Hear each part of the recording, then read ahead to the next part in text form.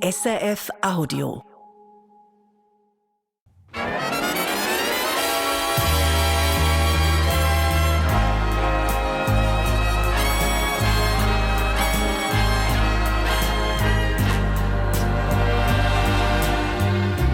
Persönlich.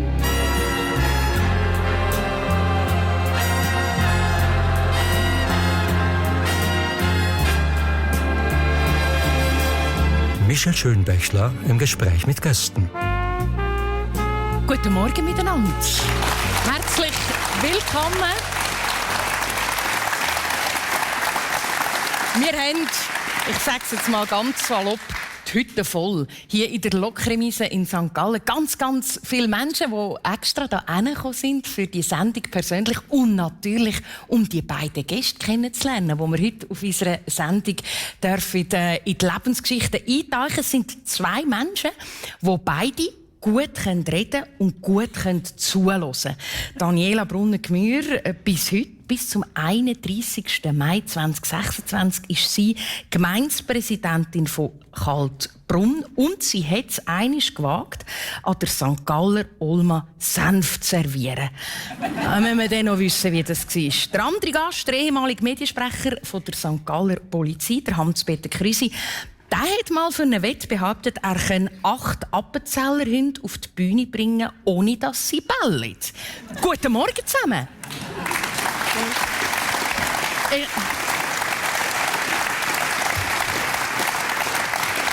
Spannende Themen. Hans-Peter, wie kommst du dazu, 8 Appenzellerhunde, Bless heissen die, glaube ich, das sind so die kleinen giftigen Käben, sage ich die einen, auf die Bühne zu bringen und du wettest, dass die nicht bellen?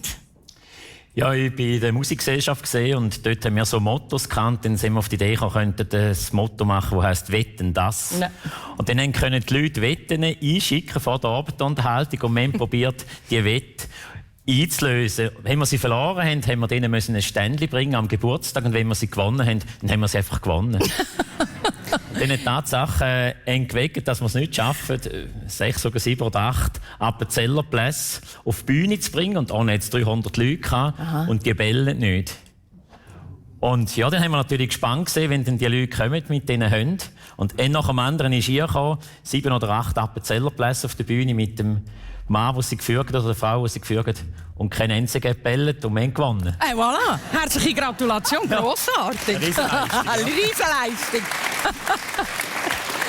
Und wie ist jetzt das, Daniela, ich als Auswärtige weiss einfach, Olma, St. Gallen, Senf geht gar nicht und du hast gesagt, machen wir trotzdem. Ja, das war eine freche Aktion von der Region Zürich-Selin, das kann man so sagen. Wir haben mitgemacht am Olma-Umzug als Region. Die Regionen und Gemeinden vom Kanton St. Gallen haben sich präsentiert an der Olma. Und wir haben dann das Gefühl gehabt, wir bringen ein bisschen Würze auf St. Gallen. Und haben eben dann eigentlich uns ein bisschen aufs Eis gewagt und haben Müsterli von kleinen Senftübeli verteilt am Umzug. Bei den einen ist es sehr gut angekommen, sie haben es sehr lustig gefunden, die anderen haben gefunden, so, also das geht dann also gar nicht. Das spannende Thema dahinter ist ja der Ricken, auch nicht dem Ricken. Oder Kaltbrunn gehört zum Kanton St. Gallen für die Auswertungen. Aber es ist auch nicht dem Ricken. Es ist vielleicht auch ein bisschen eine Identitätsgeschichte, oder wie siehst du das? Es ist tatsächlich eine Identitätsgeschichte. Wir sind auch nicht dem Ricken oder vor dem Ricken aus unserer Sicht. Die einen sagen, die sind hinter dem Ricken. Mit einem Ringkanton, wie der Kanton St. Gallen ist, hat man das halt einfach. Es hat auch andere Regionen, die wahrscheinlich ein bisschen weiter weg sind. Und die Identität ist schon bei uns die Lind. Die Lind, an der orientieren wir uns. Und das ist der Fluss. Genau, der Fluss Lind. Und dort ist halt der Kanton Schweiz, der Kanton St. Gallen und der Kanton Glarus. Und das Lindgebiet hat eigentlich die 3 Kantone. Und es hat ja auch 5 Jahre mal einen Kanton Lind gegeben. Vom Napoleon, genau. Das war gar nicht so abwegig. Und darum ist das für uns schon eine Identitätsgeschichte. Und man hört ja auch der Sprache. Also ich meine, ich rede Kaltbrunner Dialekt, oder? Und es tönt nicht nach St. Gallen. Also alle haben immer das Gefühl, ihr seid Zürcher. Und mit dem können wir uns eigentlich nicht so anfreunden. Mit dem, dass wir uns sagen, wir sind Zürcher. Also, wir sind mitten drin in einem spannenden Thema. Und an deinem letzten Tag als Gemeindepräsidentin darf ich vielleicht fragen, würdest du dir manchmal wünschen, ihr wäre der Kanton Lindt? Es gibt sicher Situationen, wo wir auch schon das Gefühl haben, es wäre wahrscheinlich gut, ja. Aber ich kann mich sehr gut identifizieren mit St. Gallen. Ich finde es extrem spannend, der Kanton St. Gallen mit den 75 Gemeinden, die Vielfalt. Und ich habe das auch immer wieder gemerkt in der Vereinigung der St. Galler Gemeindepräsidien. Der Austausch ist sehr wichtig. Und ich glaube, wir dürfen einfach auch stolz sein auf den ganzen Kanton St. Gallen mit all dieser grossen Vielfalt, die wir haben. Ja. Absolut. Hans-Peter, du bist ja eigentlich ganz nah beim Kanton St. Gallen, daheim. Du hast jahrelang für den Kanton St. Gallen gearbeitet als Informationsbeauftragter und Medienverantwortlicher von der Kantonspolizei St. Gallen. Aber du wirst dich als Appenzeller bezeichnen. Oder was bist du? Ja, ist ja schwierig. Also, ich bin ursprünglich natürlich ein Appenzeller. Aber doch, weil ich zuerst bei der Kantonspolizei Zürich war, bei 8 Jahren, habe ich dort schon mal gelernt, anders zu schwätzen. Dort hat es mal angefangen. Nachher habe ich eine Frau aus dem Kanton Schaffhausen, habe ich nochmal umlernen. Hat sie dich nicht verstanden, oder wie? Ja, wohl am Anfang versteht man sich sehr gut ohne Wort.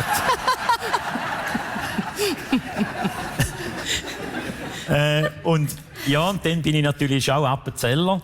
Und ich schwätze mit meinen Brüdern oder mit meinen Eltern, habe ich anders geschwätzt, weder jetzt sonst. Und nachher bin ich auf St. Gallen gekommen, dort sehr viel in der Öffentlichkeit gesehen. Die St. Galler haben kritisiert, dass ich Appenzellere, und die Appenzeller haben kritisiert, dass ich noch mehr Appenzellere. Also ich habe gar nicht gewusst, wo ich eigentlich bin. Und eigentlich ist das wunderbar Faszinierende an der Schweiz, wenn man nur schon über die Sprache innerhalb von so kleinen, peripheren Gebieten kann schwätzen.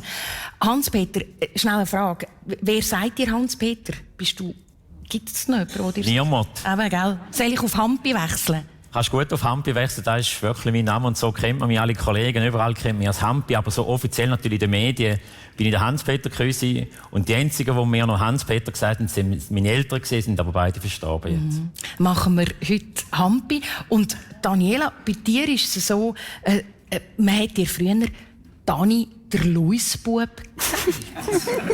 Also das hat vor allem mein Papi ab und zu gesagt. Wahrscheinlich dann, wenn ich irgendwie wieder eine tolle, kreative Idee hatte.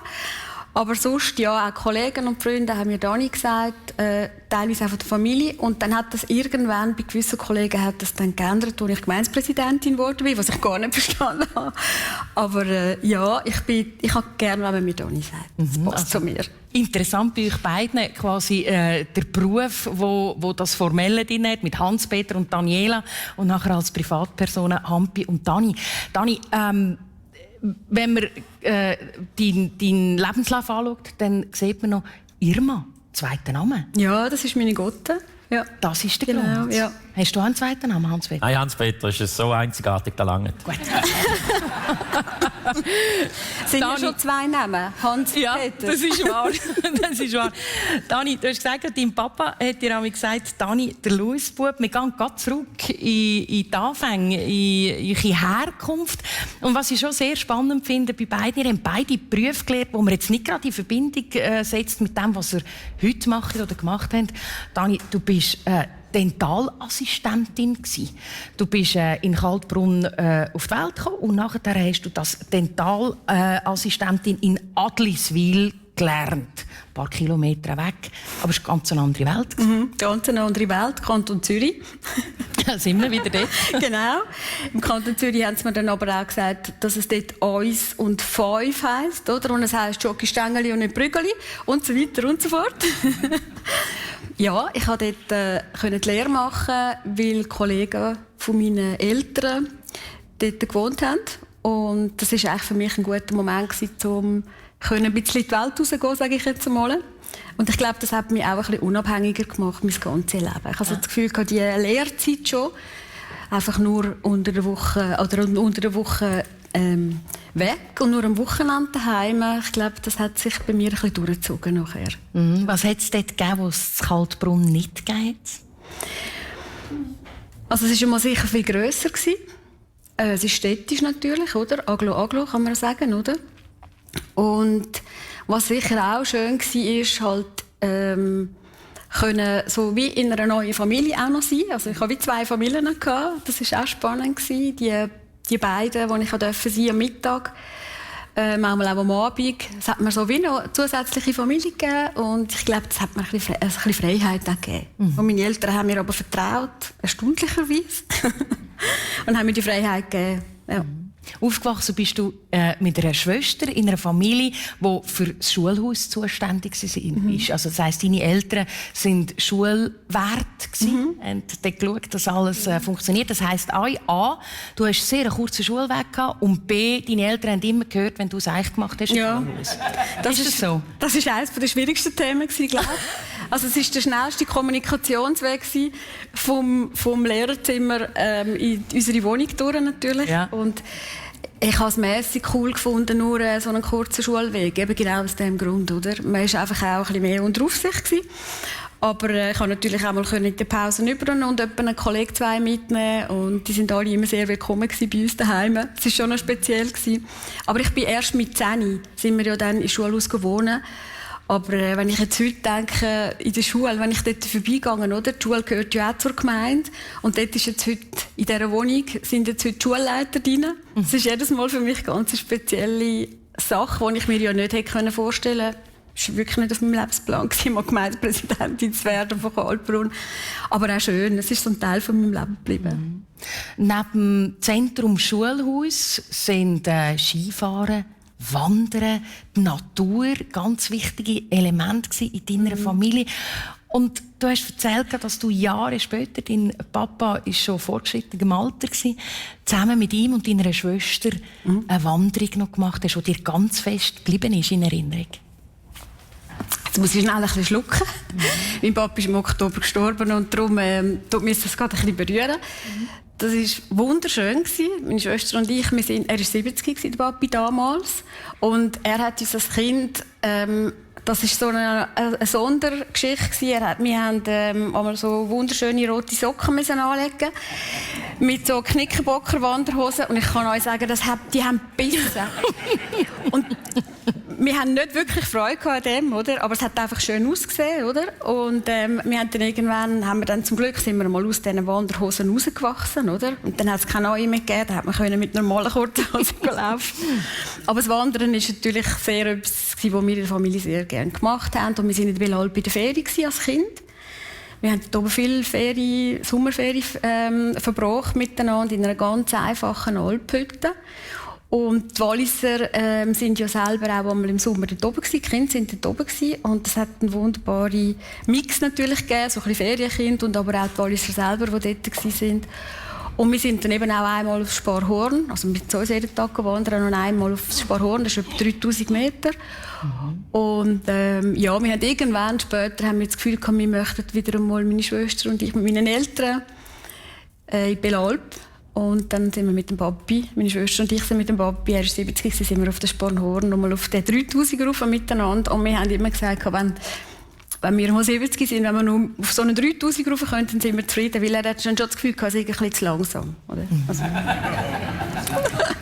Und dann ist man dort oben mit dem Vater und mit der Schwester, hat eine lange Wanderung hinter sich, eine Aussicht. Was sind das für Gefühle? Ja, das ist wunderbar. Oder? Also erstens mal die Aussicht auf dem Sparhorn, also alle, die die Möglichkeit haben, ist wunderbar. So der Blick auf den Aletsch-Gletscher, damals war er noch ein bisschen grösser gewesen, und wo wir als Kind sowieso ist er noch viel grösser gewesen.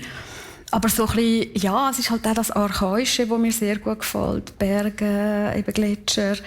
Und ja, man ist ein bisschen abgehoben vom normalen Leben. Also man ist so ein bisschen weiter weg und hat die Aussicht. Und schöne Kindheitserinnerungen, vor allem, die natürlich danach kommen. Oder? Ja. Wir denken die Kindheitserinnerungen vom Hampi-Krüsi.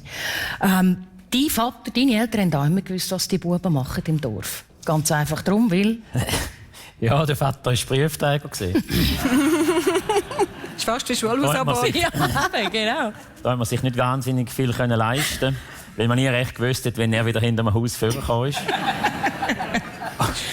Und wenn man mal vielleicht noch etwas angestellt hat, was älter war... Ja, natürlich. Dann hat er das relativ... Was haben die dort angestellt? Entschuldigung, jetzt... Eigentlich gar nicht so wahnsinnig viel. Ich bin gerne freihändig gefahren mit dem Velo.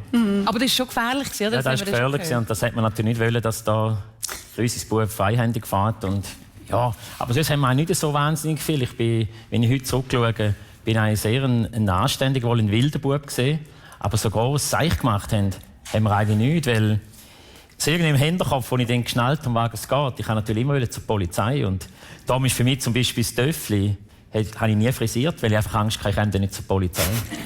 Ja, ist wichtig, dass man fest aufpasst, was man macht in der Jugend. Du hast es gesagt, wilde Buben, aber anständige Buben. Mit deinen Brüdern bist du aufgewachsen in der Familie, die ein einfaches Leben hatte. Es gibt Momente, wo ihr aber auch in die Ferien gegangen sind. Das war die Reise ins Tessin, das 5., oder? Ja, wir sind ein einziges Mal sind wir mit meinen Eltern in die Ferien gegangen. Wir hatten einen Austin 1100 gehabt. Die Eltern wissen, was da vielleicht so ein kleines Wägeli gesehen. Ja, und dann haben wir die 3 Buben dort gepackt. Und für die ganze Woche haben wir das Zeug mitgenommen ins Tessin. Wir hatten dort eine Ferienwohnung haben, von der Post oder von der Reka. Und wir haben sogar Bettwäsche mitgenommen, damit es günstiger war. Und der Zopf, den ihr vor dem Heimfahren noch gepostet habt. Ja, für uns war das ganz etwas Spezielles, dass wir jeden Morgen frisches Brot kaufen. Und das hat uns dann sehr gut geschmeckt. Und dann hat der Vater gesagt, am Samstag, als wir hergefahren sind, wir kaufen für den Sonntag noch einen Zopf. Haben wir uns dann sehr gefreut. Und am Sonntagmorgen ist dann der Nüchtern gekommen, weil der Zopf hat kein Salz drin hatte. Aber das Grüßis haben ihn... Ja, ist gleich gegessen worden. Ist jetzt das vielleicht der Grund, warum du nachher Konditor geworden bist? Ja, genau. Nein, also der Konditor, das war ein reiner Zufall gewesen, weil eben, ich wollte zur Polizei, einfach noch einen Beruf lernen vorher und habe gedacht, da wäre eigentlich noch etwas Schönes und es war noch recht schön gewesen. Ja, und du hast vor allem hervorragend abgeschlossen. Ich glaube, du bist noch der Beste gewesen, oder, im Jahrgang, oder wie war das? Ja, Beste im Kanton St. Gallen, ja. Immerhin. Ja, ist gut gewesen, aber auch da hat mich nicht gehindert, meinen Weg geradeaus zu gehen, Richtung Polizei. Ich darf jetzt schon klatschen für die Leistung. Ist zwar mit Verlag schon ein paar Jahre her, du bist heute 63, Jampi, aber jetzt, wenn man gleich noch zurückgehen, der Konditor, würdest du heute sagen, ist das mehr Vernunft, also du hast Welle zur Polizei, bist aber Konditor geworden. Ist das eher ein Vernunftsentscheid gewesen? Absolut. Von dir oder von wem? Nein, da ist, ich konnte zu einem guten Bäck-Konditor in die Schnupperlehre, den mein Vater kennt hat. Und der hat das Gefühl gehabt, ich wäre ein guter Lehrling. Ist es ein ganz spezieller Mensch gewesen, mit einer grossen Lebenserfahrung. Und der hat meine Hände angeschaut und hat gesagt, meine Finger, die sind ganz besonders, ich kann sicher gut zeichnen und dann auch gut dekorieren und schöne Torten machen. Dann hat mir das Eindruck gemacht und ich dachte, ja, die muss ich keine Schnupperlehre mehr machen, dann nehme ich die Lehre. Aber eigentlich, ich war überhaupt nicht motiviert gewesen. Ich war in einer Schnupperlehre gewesen, am Morgen um 4:45 im Speicher aufs Zögli. Es war kalt, in der Frühlingsferie. Ja, und ich bin dort runtergegangen, musste Blechbotzen und Erdbeertörtenbädeli ausschmieren mit Jockey und Paniermehl machen. Also total, das hat mir eigentlich nicht gefallen, aber ich habe das Gefühl, cool, die mache ich da. Und vor allem, ich konnte mit der Schule aufhören. Dann. Ich habe einen Grund zum Hören. Hast du Dentalassistentin, hast du das auch so gerne gemacht wie ein Konditor? Wie war die, Daniel? Nein, ich habe es wirklich geliebt. Ich habe es wirklich sehr gerne gemacht, muss ich sagen. Viele Leute haben das gar nicht verstehen. Oder? Wie kann man gerne im Maul rein von jemand anderem etwas machen? Das haben mir immer wieder die Leute gesagt. Wie kannst du das überhaupt? Und ich habe es total spannend gefunden, weil ich habe einfach das Maul gesehen und irgendwie nicht mir vorgestellt, was jetzt die Leute noch alles gegessen haben. Jeder Zahn ist anders. Absolut. Hampi, du hast dann die Lehre gemacht und ich glaube, deine Eltern haben dann gedacht, ja, der übernimmt mal eine Konditorei und das war kurz davor, er winkt schon ab. Nein, wir haben natürlich daheim am Kochentisch diskutiert, oder? Ja, vor allem, als ich auch Erfolg hatte im Beruf, dass man jetzt unbedingt in den Speicher Konditorei aufmachen müsste. Man ist so Häuser zu Häuser durchgegangen und gesagt, ja, dort ist ein Pensionierter, der mal ein Geschäftchen zumacht. Und dann habe ich gesagt, nein, das will ich nicht. Und ich habe gesagt, da würde auch eine Frau dazu brauchen, oder? Also, das könnte ich nicht allein machen. Und ich war dort noch ledig und lustig dort. Und es war auch ein bisschen eine Ausrede. Vielleicht, oder? Ich ja, natürlich. Die Frau, habe ich jetzt gerade nicht. Ja, natürlich. Und die Eltern hatten keine Freude, dass sie zur Polizei wollten. Sie hatten einfach Angst gehabt. Und ich habe es einfach weitergezogen und ja, und heute bin ich habe ich das gemacht und habe mich dann nicht beirren lassen. Auch von eher ein bisschen Widerstand. Aber am Schluss sind sie dann gleich sehr stolz gewesen, wo sie dann, vor allem der Vereidigung dann gesehen sind von der Kantonspolizei Zürich.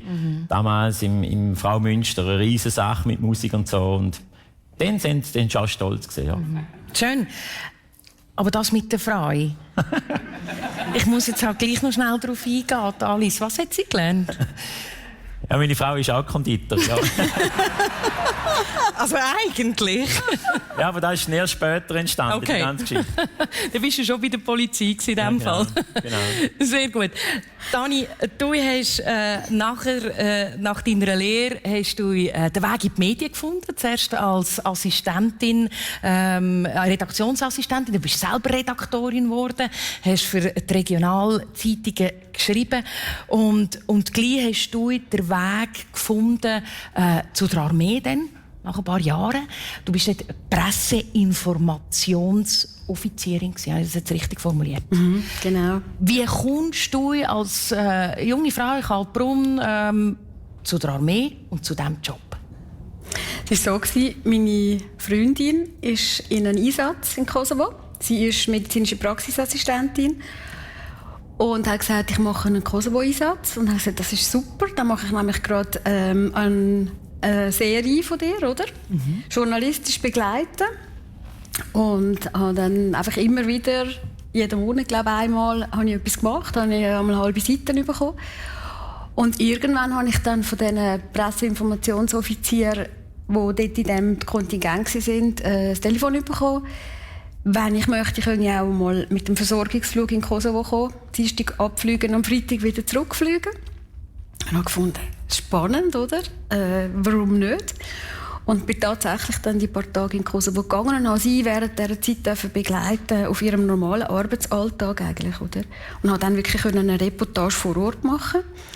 Und wie es dann halt einmal so ist, dann heisst es plötzlich, ja, hast du auch schon überlegt, wir suchen immer Leute, das wäre doch auch etwas für dich.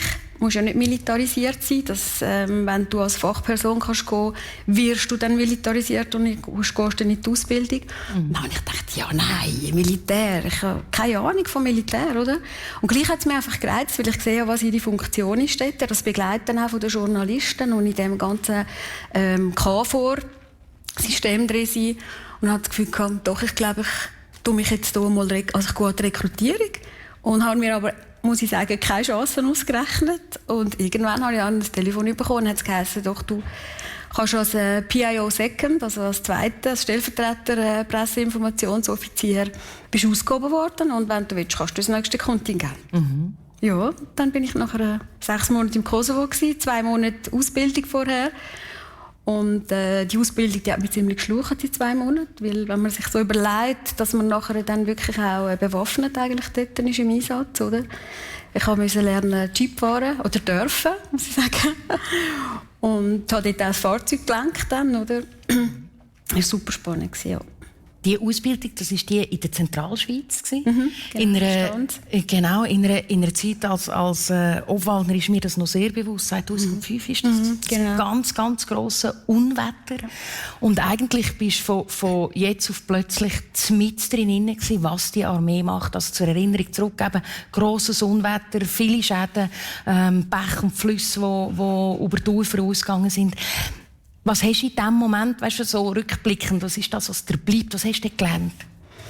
Ja, man macht ja vor allem in der Ausbildung hat man immer so teamfördernde, teambildende Anlässe, wo man einfach versucht, die Leute ein bisschen zusammenzubringen, weil man muss sich vorstellen, das sind 200 Personen in diesem Kontingent, die kennen sich nicht. Das ist eigentlich eine zusammengewürfelte Truppe sozusagen. Und jeder hat seine Funktion und in diesen 2 Monaten muss man eigentlich lernen, miteinander im Einsatz zu funktionieren. Und dann ist das Unwetter gekommen. Wir waren in der Ausbildung im Juli, August. Und dann ist das Unwetter gekommen. Und wir haben einfach aufgehört mit dieser Ausbildung, weil wir müssen sagen, es hat Hilfe gebraucht. Und man hat eigentlich die Ausbildung auf die Seite geschoben und wir sind einfach wirklich dort zuerst mal schon in Einsatz und haben die lokalen Sicherheitskräfte unterstützt. Und das ist eigentlich für mich der beste teambildende Moment gewesen, also die 2 Wochen, wo wir dort haben können helfen, alle miteinander. Und einfach dort, wo jeder gerade sein Wissen, sind ja alles Berufsleute gewesen, die natürlich zum Teil auch gute Voraussetzungen mitgebracht haben, Baggerfahrer, was auch immer, oder? Und das ist so für mich das Highlight gewesen. Und ich habe das Gefühl, es war auch ein sehr gutes Kontingent gewesen nachher, einfach weil man das gespürt hat. Wir haben schon mal einen Einsatz gehabt, nicht erst dann, wenn wir im Kosovo sind, sondern wir haben in der Schweiz schon einen Einsatz gehabt. Ja, das schweißt wahrscheinlich fest zusammen, kann ich mir vorstellen. Im Kosovo hast du die Leute begleitet, du hast Journalisten, Journalistinnen begleitet, die vor Ort waren. Das ist eigentlich eine Friedensmission, die ihr dort unten hattet. Was hat wahrscheinlich auch ganz viele eindrückliche Momente gegeben? Definitiv, ja. Also es hat sehr viele schöne Begegnungen gegeben, auch mit Einheimischen, muss ich sagen. Ich hatte auch nie Angst gehabt. Also die einzige Angst, oder meine grösste Angst war eigentlich, wenn man irgendwo einfach die Straße verloren hat wegen der Mine. So, das ist für mich das manchmal schwierig. Ich wäre gerne einfach manchmal ein bisschen wandern, weil es einfach so schön war vom Gebiet her. Das war so ein bisschen das gewesen. Aber ja, sonst glaube ich, ist es vor allem einerseits das im Kontingent immer selber, wo man natürlich einfach den militärischen Auftrag hat, und andererseits aber auch das Land überhaupt sehen und was läuft wirklich vor Ort. Oder? Wir haben das alle kennen es eigentlich nur aus dem Fernsehen und aus dem Radio, und dann ist man mal vor Ort und sieht eigentlich wirklich, wie die Situation ist und auch wie die Menschen dort leben. Das ist, kann man sich wie auch gar nicht vorstellen. Und das Schöne ist eben die Begegnungen auch mit Behörden, also mit Behördenmitgliedern und auch mit anderen Armeen. Der Austausch war sehr spannend. Wir durften in die anderen Camps gehen. Also, wir dann vielleicht am Sonntag, wenn man mal frei hatte. Es war unser Day off, der Sonntag, oder? Und weil ich auch fahren konnte, man ist immer zu zweit, hat man mindestens sein, hat man auch mal in die anderen Camps gehen, andere Nationen besuchen. Das hat sehr einen guten Austausch gegeben. Und man hat auch gesehen, dass vielleicht die Kultur von der Schweizer Armee ein bisschen eine andere ist als jetzt vielleicht von anderen Armeen. Also man hat die Kulturunterschiede in der Armee hat man sehr gut gemerkt. Und wenn man eine Brücke vielleicht ins Deutschland, Friedensmission, ich weiss nicht, als Gemeindepräsidentin ist das verglichen? Genau, ist auch eine Peace Support Operation. Okay. Ja, genau. Das ist so. In welchem Moment? Vor allem dann in dem Moment, wo man versucht, Brücken zu bauen. Das war etwas mir vom Wichtigsten gewesen, dass ich auch als Gemeindepräsidentin die Leute zusammenbringen kann, dass wir vor allem miteinander gute Lösungen erarbeiten können. Manchmal auch in schwierigen Situationen, oder? Ich sage so Einspracheverhandlungen, da hat man manchmal so ein bisschen wirklich Fingerspitzengefühl walten lassen und versuchen, man hat nicht immer einen Konsens gefunden, aber manchmal wenigstens einen Kompromiss. Und darum war es eigentlich schon auch von einer Art ein friedensfördernder Einsatz gewesen. Und man hat aber auch gewisse Situationen, wo man merkt, die Leute wollen jetzt den Frieden gar nicht haben. Es sind andere Themen, die im Hintergrund mitspielen und eine andere Motivation da ist. Aber es war auch häufig sehr eine dankbare Aufgabe gewesen, so die Brücke zu schlagen. Oder einfach auch mal einen Weg aufzuzeigen, wo vielleicht gewisse Parteien nicht mehr selber haben können sehen. Erzählt uns Dani Brunner in der Sendung persönlich auf Radio SRF 1. Hampi, du hast letzten Herbst deinen letzten Arbeitstag gehabt und der war ja fulminant. Du hast noch schnell einen Preis entgegennehmen. Wie war das? Ja, es gibt immer so ein Ranking von Journalisten, wo eigentlich die Mediensprecher bewerten oder punktieren. Und ja, da gibt es dann so Kategorien. Es gibt zum Beispiel Kategorie Automobil, es gibt Kategorie Chemie, Banken, öffentliche Verwaltungen und auch Polizei. Und dort wird die ganze Abteilung dann eigentlich bewertet. Und wir haben bei der Kantonspolizei St. Gallen haben wir das etwa 4-mal dürfen gewinnen. Also die beste Medienstelle von der Polizei sind wir 4-mal mit meinem Team zusammen. Und dann gibt es noch Einzelbewertungen, wo wir dann einfach die am meisten Stimmen haben. Und ja, da habe ich 2-mal dürfen. Einmal bin ich Zweiter und einmal Dritter von der ganzen Schweiz, dem vor allem Mediensprecher. Und da ist schon etwas sehr Schönes gesehen, vor allem an meinem letzten Arbeitstag. Das war wirklich der letzte Arbeitstag, wo ich an die Türen auf Bern, dort ins Hotel Schweizer Haus. Und dort ist dann auch der Medienminister, der Herr Bundesrat Trösti, dort gesehen. Und das ist schon ein bleibender Eindruck, wenn man im Bundesrat vis-à-vis steht und er gratuliert dem eigentlich und er redet dann auch, ja, wie ist denn das überhaupt möglich, dass man als Polizist oder als Polizei so weit führen kommt. Und das hat mich schon mit Stolz erfüllt, weil gewonnen hat der Bund, oder? Das ist eine grosse Medienabteilung. Zweite ist der Flughafen gesehen und dritte die kleine Kantonspolizei St. Gallen. Und das hat mich wirklich sehr gefreut, eben auch. Also vielmals, ja. Und eben auch so als älterer Mann, oder? Das kann man auch irgendwie sehen. Und das andere sind 2 Frauen gesehen. Die Kommunikation sind Frauen sehr stark, auch heute im Studium. Wir haben sehr viele Frauen, die Kommunikation oder Journalismus studieren. Und ja, das ist ganz ein spezieller, schöner Abschluss von meiner wunderbaren Polizeilaufbahn, die ich machen durfte. Aber sag mir jetzt, mit ein bisschen Zeit dazwischen, was ist dir besonders gut gelungen, dass du eben dann auch sehr ein bekanntes Gesicht als Mediensprecher geworden bist und dann auch noch die Auszeichnung bekommen? Was ist das Geheimrezept? Was hast du richtig gemacht? Also ich bin nicht besser wie die anderen. Aber ich habe die Kantonspolizei St. Gallen als meine Firma angeschaut. Und ich war Dienstleister. Ich war 24 Stunden da für A, für die Medienschaffenden und B, für die Bevölkerung und C, auch für mein Score. Das ist manchmal nicht so ganz verstanden worden, halt auch innerhalb des Score, muss ich ganz klar sagen, dass man mir eigentlich immer wieder gesagt hat, du machst zu viel. Aber ich glaube, in der Kommunikation kann man nicht zu viel machen. Weil Kommunikation hat sehr viel mit dem Vertrauen zu tun. Und eine Reputation von einer Polizei macht jeder Polizist draussen, indem er einen guten Job macht. Aber die Kommunikationsabteilung macht eben sehr viel, weil sie trägt eine Botschaft raus. Und da ist heute enorm wichtig, dass man 24 Stunden erreichbar ist bei der Polizei. Und wenn man eine professionelle Kommunikationsabteilung hat, dann muss man auch erreichbar sein. Und wenn die schläft, 4-5 Stunden, dann braucht sie nicht. Erreichbarkeit ist ja das eine, das andere ist ja schon ein. Ich meine, wir haben es gehört, du bist dann zur Kantonspolizei Zürich gekommen, du bist im Appenzell gewesen, nachher St. Gallen gelandet als Medienverantwortlicher. Erreichbarkeit ist das eine, das andere ist, du siehst schwierige Sachen. Du bist an Orten, wo Delikte gegen Leib und Leben passiert sind, bei Unfällen und musst das nachher medial begleiten. Wie viel Platz hat Empathie? Da hat sicher schon Platz. Empathie hat sicher Platz und da hat mir auch immer wieder gesagt, ich sei authentisch und empathisch. Aber man muss natürlich da schon sehen, dass man Profi ist. Und da ist schon eine Umstellung, wenn man dann dort auf einem Unfallplatz oder bei einem Delikt ist und man Tränen sieht und Leid sieht und man nachher muss vor der Kamera stehen und das einfach korrekt machen. Und man weiss, jetzt schauen 10'000 oder 100'000 Leute schauen zu. Und viele eben auch, die nicht für die Polizei sind. Das ist einfach so. Bei der Polizei haben wir einfach Kritiker, da haben wir. Wir sind ein sanktionierender Beruf. Und umso feiner und sauberer muss einfach Kommunikation laufen. Hast du die schwierigen Bilder, wo hast du die verarbeitet? Bei mir selber. Nie heimgenommen? Nein. Gerne nie, da könnte man meine Frau fragen.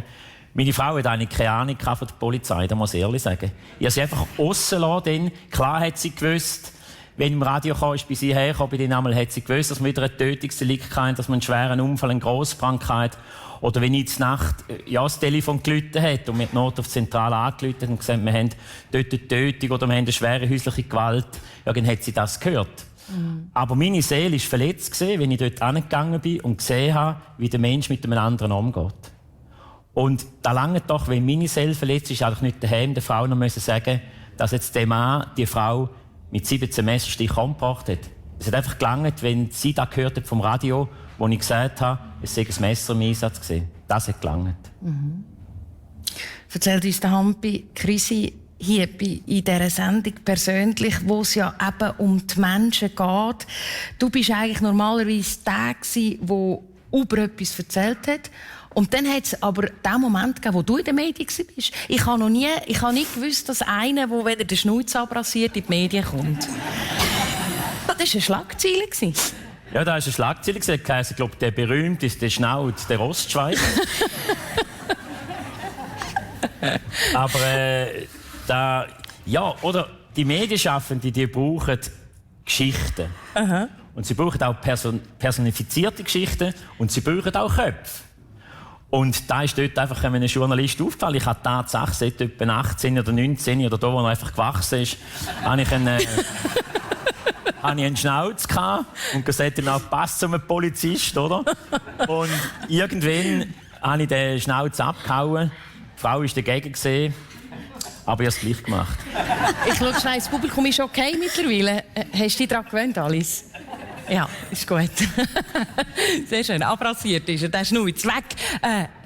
Das ist jetzt gerade so ein sehr harter Übergang zu dir, Dani. Aber es ist, ich muss es sagen, du bist heute der allerletzte Tag Gemeindepräsidentin von Kaltbrunn. Du bist die erste Frau, die das Amt übernommen hat. Wir gehen schnell 6 Jahre zurück. Du bist dort schon im Gemeinderat gewesen. Und dann ist die Vorgänger nach ganz, ganz langer Amtszeit unerwartet verstorben. Und dann war die Gemeinde da, der Gemeinderat. Und dann war so die Frage, wie weiter. Und ich glaube, das ist einer deiner schwersten Momente oder Entscheid in deinem beruflichen Leben. Mache ich Gemeinderätin oder nicht? Ja, es war sicher ganz eine schwierige Situation für das ganze Dorf. Also für das ganze Dorf Kaltbrunn. Ich glaube, man hat irgendwie das Gefühl gehabt, man spürt die Trauer, die über das ganze Dorf sich so verbreitet hat. Und vermutlich einfach auch die Unsicherheit. Und ja, Gemeindepräsidentin ist definitiv jetzt nicht auf meinem Lebensplan gestanden. Das konnte ich mir gar nicht vorstellen. Und der Entscheid ist, glaube ich, einer meiner schwierigsten Entscheidungen überhaupt im Leben, zu dem Ja zu sagen. Ich habe mir 3 Fragen gestellt. Kann ich das? Will ich das? Und ist das Herz dabei? Und ja, kann ich das? Habe ich mir nicht beantworten. Will ich das? Habe ich einfach gemerkt, es hat sich herauskristallisiert, dass keine Kandidaten da waren und dass sehr viele Leute auf mich zugekommen sind und das Gefühl hatten, hey, jetzt mach doch das für uns. Also, du bist die richtige Person. Und das Herz war sowieso dabei gewesen. Das Herz war vorher schon dabei gewesen, als Gemeinderätin natürlich. Und ich habe einfach das Gefühl gehabt, ja, ich glaube, ich versuche es einfach. Man kann es ja erst sagen, wenn man etwas probiert. Ob es dann wirklich einmal gelingt. Und mir ist es ein bisschen gegangen wie dir, Hampi, so, ja, man ist halt dann voll mit Liebe und Seele dabei und es ist wie das Amt verschmilzt eigentlich mit der Persönlichkeit selber. Es geht wie anders gar nicht in dem Amt. Was hast du gerne gemacht als Gemeindepräsidentin? Ich habe sehr vieles gerne gemacht. Also ich will keine Stunde missen, auch die herausfordernden. Was ich besonders schön gefunden habe, sind halt einfach auch so die Momente, wo das bei der Bevölkerung war, ganz nah, weil ich bin in Kaltbrunn aufgewachsen. Ich bin eine Kaltbrunnerin durch und durch. Und auch Jubilarenbesuche habe ich sehr gerne gemacht. Ich bin sehr gerne zu älteren Menschen heim. Ich bin auch bei der goldigen Hochzeit, bei der diamantigen Hochzeit und bei Jubilaren ab 90. Und da kommt man wirklich manchmal auch so schöne Situationen über, wo man sich vorher gar nicht vorstellen kann. Vielleicht auch Leute, die dann allein sind, die schon lange allein leben, wo die Angehörigen vielleicht weiter weg wohnen oder sie gar keine Angehörigen mehr haben. Das sind so die schönen, wirklich die ganz schönen Momente, wo man weiss, jetzt hat man jemandem so eine grosse Freude machen können. Also die Person lebt jetzt auch ein bisschen lang von dem, weil sie sich gar nicht auf das eingestellt haben oder das gar nicht erwartet haben. Ich finde, so die schönen Überraschungsmomente, die haben am meisten gegeben. Und wenn man dir jetzt so zulässt und zuschaut, dann strahlt das Gesicht. Wenn sie über diesen Moment erzählen kann, was sagt das über dich aus? Ich glaube, das bin wahrscheinlich einfach ich als Typ. Ich habe halt Menschen gerne. Ich bin gerne mit den Menschen. Empathie ist etwas, wo glaube ich, eben auch in der Kommunikation gut ist, wenn man es hat. Sonst wird es relativ schwierig. Und ich bin ja Kommunikationlerin. Und darum, ich glaube, so der Kontakt mit den Menschen ist es wirklich. Ja. Du hast eingangs die Frage gestellt, eben die Frage, die du dir selber oder wo du dich damit konfrontiert hast, bevor du zugesagt hast, kann ich das? Das ist ja dann bestätigt worden bei der Wahl, wo du mit einem Glanzresultat bestätigt worden bist als Präsidentin. Und wahrscheinlich hat es ja dann gleich einen Moment gegeben, wo du merkst, jetzt geht es langsam ein bisschen Richtung zu Ende. Die Aufgabe ist irgendwann einmal abgeschlossen. Was hat es gebraucht, um diesen Entscheid zu fällen? Die 6 Jahre waren relativ intensiv. Wenn man sich vorstellt, der Vorgänger war 27 Jahre im Amt und ist ja von einem Tag auf den anderen nicht mehr da gewesen. Dann kann man nicht einfach so eine gute Amtsübergabe machen in dem Sinn, sondern man hat wirklich sehr viele angefangene Projekte, oder? Es sind sehr viele Themen die man bearbeitet. Und ich habe einfach gewusst, für mich ist es jetzt Vollgas. Also wirklich die nächsten paar Jahre. Und wir haben sehr viel realisieren in den letzten paar Jahren, wirklich viel. Und für mich hat sich so ein bisschen abgezeichnet, eigentlich würde ich mich gerne wieder ein bisschen zurückziehen aus der Öffentlichkeit. Ich suche nicht so die grosse Bühne und würde gerne wieder so ein bisschen die zweite Reihe, wie man so schön sagt. Ich glaube, ich funktioniere dort besser. Und habe mir, also ich habe dann ein Coaching machen. Ich habe jemanden gefunden, wo ich das Gefühl hatte, das ist genau die richtige Person. Ist übrigens auch ein ehemaliger Polizist. Einfach jemand, der mich auch versteht, oder? Der die ganze Situation gut abschätzen kann. Und irgendwann sind wir dann zum Schluss gekommen, dass es wahrscheinlich für mich der richtige Schritt ist, beruflich einfach noch mal etwas anderes anzufangen. Und zu sagen, es ist jetzt gut, es hat sich gut stabilisiert, ein bisschen konsolidiert und auch, es hat sich auch eine gute Lösung abgezeichnet. Und darum habe ich das Gefühl, also jetzt möchte ich noch mal so richtig powern, aber in einem anderen Bereich. Deine beiden Begleitpersonen, die dich oder Begleitwesen, sage ich jetzt mal, die dich auf St. Gallen begleitet haben an die Sendung, das ist die Madde Werni. Und dein Hund, 15 Monate alt ist er. 15 Wochen. 15 Wochen, Entschuldigung. 15 Wochen, also wirklich noch ein junger, kleiner Hund. Eine grosse Aufgabe, ist natürlich genau jetzt der richtige Zeitpunkt. Ein bisschen mehr Zeit. Was gibt er dir? Was ist die Idee dahinter? Ich tue mir jetzt einen Hund suchen. Habe ich eigentlich schon lange wollen. Ich habe schon lange immer einen Hund wollen. Das geht aber auch mit dem Gemeindepräsidium wäre es für mich einfach nicht gegangen. Ich finde, so entweder habe ich wirklich auch genug Zeit und dass er dann nur den ganzen Tag einfach muss im Büro warten, bis ich wieder zurückkomme von den Sitzungen und unterwegs bin, das kann es dann auch nicht sein. Und mit der neuen Aufgabe, die ich habe, kann ich es gut handeln. Und ich habe meine Mami, die mich unterstützt. Er darf dann auch noch ein bisschen dort hingehen. Und ich glaube, es ist jetzt, da habe ich das Gefühl gehabt, ja, bei der Pension, wenn wir mal pensioniert sind. Und jetzt hat es halt einfach gepasst. Weil eigentlich war der Hund für jemand anderes gedacht. Die Person hätte ihn dann aber nicht nehmen können. Und jetzt sind wir zusammen. Und jetzt ist er bei dir, Hampi. Genau. Wäre das etwas für dich, ein Hund? Ja, das ist jetzt noch eine schwierige Frage. Als Sohn von einem Brief. Ja, eben. Habe natürlich ein bisschen eine andere, ja, das ist eigentlich fast eine Fangfrage. Soll ich zu der nächsten Frage gehen? Ja, eine fast lieber, ja. Also gut. Dann komme ich zu der nächsten Frage. Ich möchte noch ein bisschen über die Liebe reden mit euch beiden. Hampi, Talis. Also, nein, nicht mit euch beiden, so mit euch beiden. Jesus, jetzt hast du mich falsch interpretiert, Hampi. Nein, natürlich über Talis und den Werni, die im Publikum hocken. Ich habe Talis gefragt, wie das war mit dem Hampi. Und sie hat gesagt, es war ein Hin und Her. Also, der Start von eurer Beziehung, wie würdest du interpretieren oder beurteilen? Der war gut überlegt. Von wem? Ja, von uns beiden. Und sie hat vielleicht ein bisschen schneller da gesehen, dass das mit mir sehr gut kommen könnte. Und ich ein bisschen länger, bis ich gewusst habe, das kommt sehr gut. Und die Zeit habe ich mir genommen. Und ja, es war ein bisschen hin und her. Aber ich bin dann natürlich in Zürich gesehen und das war auch schön. Als Polizist in der Uniform. Und ja, ich bin dort auch in der Musik gesehen, der Polizeimusik. Und da war ein ziemliches Engagement, neben dem Schicht zu arbeiten. Und ja, dort hat man dann auch vielleicht einmal noch ein Netz Fräulein, wie man da gesagt hat, von Zürich kennengelernt. Und das war leise. Aber am Schluss ist es so rausgekommen und ist gut rausgekommen. Ich würde sagen, konstant, langjährig. Das würde wahrscheinlich eure Partnerschaft gut beschreiben. Ihr habt auch schwierige Momente zusammen erlebt, wie wahrscheinlich jeder, der so lange in einer Beziehung ist. Ich erinnere zurück, Ende 80er Jahre haben wir das Haus gebaut, gell? Ein wunderbares Appenzellerhaus, kann man glaube sagen, mit mehreren Stöcken. Und dann hat deine Frau eine Diagnose bekommen. Genau, wir haben bauen dort. Wir sind in die Wesenie gefahren mit dem Bagger und eine Woche später meine Frau die Diagnose gehabt, dass sie MS hat. Wie hat das Leben verändert? Ja, da hat sich eigentlich nicht gross verändert, ausser dass wir keine Kinder hatten, also keine eigenen Kinder. Und dass wir den Weg gesagt haben, den machen wir ganz genau gleich weiter. Ich hatte den Menschen gerne und nicht die Diagnose.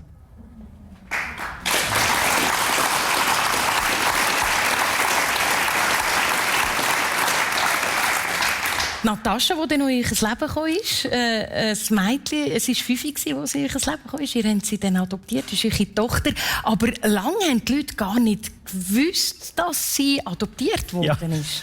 Ja, das war speziell, oder? Wir sind dann von Zürich auf die Trage gezogen und haben dort das Haus bezogen. Dann. Meine Frau war dann noch zuerst oben, weil ich noch in Zürich gearbeitet habe. Und so. Und einen Monat später, als wir miteinander in diesem Haus gewohnt haben, ja, haben wir gesagt, ja, sie hat MS, wir können kein Kind haben, weil einfach, ja, wenn sie einen Schub hatte mit Cortison, wäre das Risiko zu groß gewesen. Und wir haben gewusst, ja, das Glück hängt jetzt nicht noch von den Kindern ab. Und dann haben wir gesagt, wir melden uns bei der Pflegekinderstellenvermittlung, hat die, glaube ich, hier geheissen, so. Und dann haben sie gesagt, ja, wir hätten gar nicht ein ganz schwieriges Kind. Tatsache, oder? Weil, wenn jemand zur Pflege freigegeben wird, dann sind das Leute, die halt im sozialen Umfeld sind, wo es einfach nicht geht, wo man die elterliche Obhut sogar entzüchen diesen Kindern. Dann haben wir so ein Kind bekommen, nach einem Monat. Haben wir in dem ganz neuen Haus, als neues Ehepaar, haben wir unsere Natascha bekommen. Irgendwann haben sie gebracht, auf dem Arm, Fürsorge von der Stadt St. Gallen, mit 2 Plastiksäcken, dreckiger Wäsche. Und ich habe Natascha auf den Arm genommen und seitdem haben wir sie. Also, sie ist natürlich mittlerweile, ja, natürlich hat eine Familie, 2 Buben, Mann, ist 43 und hat sein eigenes Leben. Aber sie ist unsere Tochter. Wir haben sie nachher dann können adoptieren, etwa nach 6, 7 Jahren. Und zu tragen, vielleicht zu deiner Frage, hat man das gerne nicht gewusst eigentlich. Und da war es dann noch einfacher gewesen, oder? Natascha hat ja nicht Natascha Krüsi geheissen. Den Namen hat sie schon gehabt. Und wir haben ihr einfach gesagt, du bist Natascha Krüsi. Sie ist so in die Schule gegangen, nicht einmal die Lehrer haben das gewusst. Das ist dort einfach noch gegangen, immer so Dorf ist das gegangen. Heute wäre das vielleicht ein bisschen komplizierter, vielleicht auch korrekter. Ja, und irgendwann haben wir sie dann können adoptieren und dann hat sie dann auch den Pass bekommen, wo dort drin steht Krüsi. Mit dem Namen drauf. Wir sind bei der Liebe und was sie so mit einem macht. Dani, am Grümpelturnier kann man sagen, hat der Werni den Penalty getroffen. Es war aber in der Bar, also es war nicht im Shooter. Nicht auf dem Platz, okay. Warum der Werni? Ich weiss, also zu diesem Zeitpunkt, ja genau, hat man eigentlich, wir haben uns schon so lange gekannt, von der Schule, aber nicht aneinander vorbeigelaufen. Wir haben einfach gewusst, das ist der Werni vom Kirnen. Ja. Und irgendwann hat es halt dann einfach gefunkt, genau. Und wir sind seit 1993 geheiratet. Sehr schön. Ja. Zusammen einen Bauernhof gehabt? Wir haben zusammen einen kleinen Bauernhof gehabt, Rufi. Das sind die 20 Jahre, wo wir nicht in Kaltbrunn gewohnt haben. Richtig. In der Nachbargemeinde. Und haben dort eigentlich so ein, kann man sagen, ein Jahrzehnte-Projekt gestartet mit einem 150-jährigen Haus, das wir gekauft haben. Und es war wunderbar, diese Zeit miteinander das erste grosse Projekt zu machen. So wie wir es nachher immer wieder gemacht haben. Wir haben immer das Gefühl gehabt, wir machen immer wieder etwas zusammen, irgendwie etwas Verrücktes. Und ja, eben, meine beiden Männer sind jetzt so wie sind jetzt auch da. Und ich glaube, ich kann mir nicht vorstellen, mit einem anderen Menschen zusammenleben. Ja, es ist einfach, ich bin glücklich. Das darf auch so sein. Ja, ganz unspektakulär. Und das ist vielleicht genau der Zauber dahinter. Du sagst, er ist der Fels in der Brandung. Du sagst aber auch, er hat dir gesagt, also ich glaube, ich wähle dich nicht mehr als Gemeindepräsidentin. Wie ist es zu dieser Aussage gekommen? Das war der Moment, glaube, wo er mehr gespürt hat als ich. Ich habe wahrscheinlich dort vor allem noch funktioniert. Das tut man manchmal so in so gewissen Situationen. Und dann ist es darum gegangen für die Erneuerungswahlen. Und er hat zu mir gesagt, ja, Dani, jetzt ist glaube ich der Moment gekommen, wo ich dich nicht mehr wähle. Und dann habe ich gesagt, ja, wenn du, mein absolut treuester Wähler, mich nicht mehr wählst, dann wird es dann schwierig. Ja, und der hat eigentlich auch den ganzen Prozess dann ein bisschen angefangen, um mir noch mal Gedanken zu machen. Und wir haben ja auch die Entscheidungen natürlich immer miteinander gefällt. Ein Prozess, den man durchmacht im Leben. Hampi, du hast eigentlich lustige Berufe gehabt. Konditor, Kantonspolizei und jetzt bist du Komiker. KKK. Genau, das ist eigentlich noch witzig. Du bist wirklich als Komiker unterwegs, weil dann zumal, wo du in St. Gallen gestartet hast, hat es geheißen, ja, das ist ein bisschen schwierig, das beide. Man kann nicht lustig sein auf der einen Seite und auf der anderen Seite nicht. Jetzt bist du wieder in deiner Leidenschaft drin. Das heisst, zum Beispiel auch heute hast du wieder einen Auftritt als Komiker. Was sieht man von dir? Ja, von mir sieht man einfach so ein bisschen natürlicher Humor. Ich lege sehr grossen Wert, dass ich super Humor habe. Also von mir hört man nichts gegen Frauen, gegen Religion oder irgendwelche sexistische Sachen. Sondern ich mache einfach gerne ein bisschen Situationskomik. Ich spiele gewisse Figuren, die ich aber auch dort die Leute mit einbeziehe. Und habe sehr Freude. Jetzt, das ist unwahrscheinlich. Ich habe das vorher schon gemacht, bevor ich auf St. Gallen gegangen bin und bin relativ bekannt gewesen. Und jetzt fange ich wieder an. Und ich muss einfach sagen, ich war gestern Abend in einer Studentenverbindung gewesen. Ganz speziell gewesen, wunderschön, einfach wirklich super. Vor 2 Tagen hatte ich 50 Frauen, einen Frauen- und Mütterverein im Rheintal. Und da strahlen die Leute wieder, lachen so wahnsinnig. Und das ist so schön. Vorher hatte ich noch immer traurige Nachrichten gehabt. Und hat vielleicht sogar ein Tränchen mal gegeben. Und jetzt lachen die Leute, haben sogar ein Tränchen, weil sie lachen. Und das ist wirklich sehr, sehr schön. Oder auch Seniorennachmittage, die ich hier mache. Ich hatte ein Erlebnis gehabt, vor 2 Monaten, wo eine Frau zu mir kam und gesagt hat, ich danke Ihnen, Sie haben mir jetzt gerade das Leben wieder gerettet. Ich muss morgen ins Spital. Sie haben so viel Humor gegeben. Jetzt gehe ich viel gelöst ins Spital. Und das ist schöner als eine grosse Gage. Humor hilft, Dani. Morgen bist du ehemalige Gemeindepräsidentin. Was machst du morgen? Morgen machen wir 3 miteinander einen wunderschönen Tag. Ich bin das übrigens von einem anderen Journalist gefragt worden, auch, was machst du am 1. Juni? Und dann habe ich gesagt, wir geniessen einfach den Tag miteinander. Wir gehen sicher laufen, wir gehen fein essen. Und den Schlüssel gebe ich morgen ab. Und ich gehe noch allen meinen Mitarbeiterinnen und Mitarbeitern sagen. Vielen Dank für den Einblick in euer Leben. Schön, dass ihr bei uns in der Sendung persönlich. Dani Brunnengemühr und Ampi Krüsi. Einen guten Sonntag miteinander. Danke gleichfalls.